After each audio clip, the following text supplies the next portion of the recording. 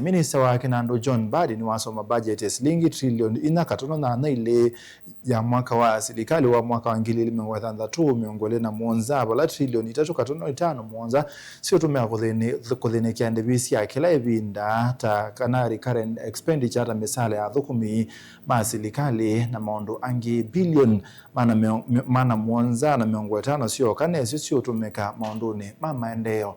Thini wa budget mubia wa uiti ni wabathi wa silingi bilioni yana imwe miongo mwonza na mwonza kisomo cha wabathi wa bilioni mana 358 katono inya uimi wabathi wa silingi bilioni 364 na ini mubia wa usesei wabathi wa silingi bilioni mana ana 364 katono kenda Charles Kitapi no kutwelesia mbyange.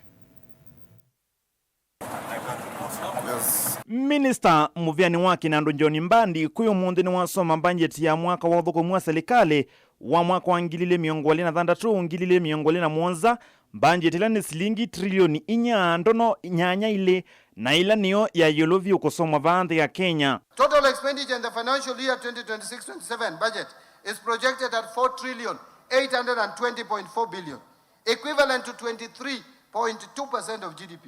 Budget ya mwaka uye na unyivu kana ndivi ya silingi trilioni 1.15 na vala silikali ivania kwa silingi trilioni 1.1 kuyanisya budget ye. The fiscal deficit will be financed by net external borrowing of 116.2 billion, equivalent to 0.6% of GDP, and net domestic borrowing of 1 trillion and 30 billion. To preserve debt sustainability and strengthen economic resilience, the government will continue implementing fiscal consolidation measures anchored on enhanced domestic revenue mobilization, strict expenditure controls, and improved efficiency in public spending. Given these reforms, the present value of public debt to GDP is projected to decline steadily towards the approved debt anchor over the medium term. Kavinda nikau silikali yethe wayikoranya silingi trilioni 3.3 kwisila umyani wa koti na vala maendeeo mavathi silingi bilioni 750 nayo misaala na maundu angi ma silikali kana recurrent expenditure yivathiwe silingi trilioni 3.5 mwonza. Mr. Speaker, our fiscal projections reflect a careful balance between ambition and realism, ensuring that we live within our means while investing in our future.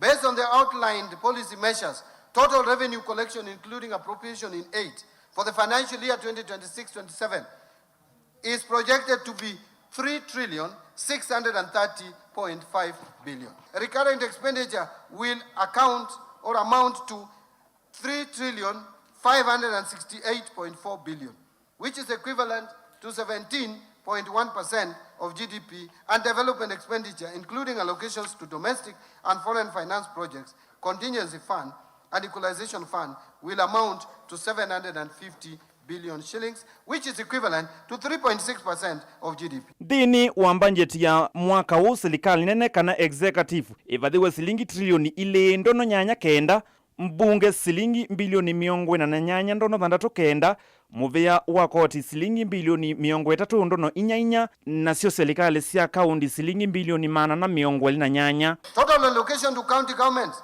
is projected at 502 billion shillings, of which 428 billion is equitable share, and 74 billion is additional allocations from the national government's share of revenue, and loans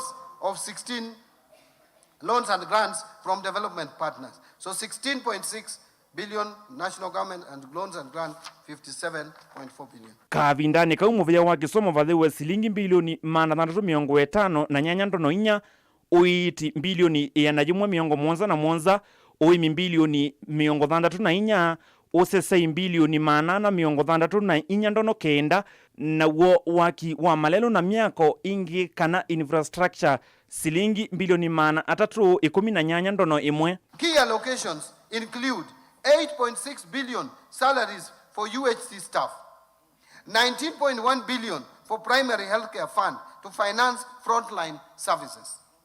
Mr. Speaker, to reduce the burden of communicable diseases and advance immunization, I am proposing 18.5 billion for the Global Fund and 6.4 billion for vaccines and immunization program. ono uyovo maofisi manene ma silikali ta State House yavadhiwa silingi bilioni 13.6, ofisi wa munini wa president ivadhiwa silingi bilioni 4.6, naguo ofisi wa munene wa maminista silingi bilioni 1.1. Mr. Speaker, the Right Honorable Raila Amolo Odinga was a key partner to His Excellency the President. Di livoti ya vilingi wa movo mutongo TV nye nita wa Charles Kitavi.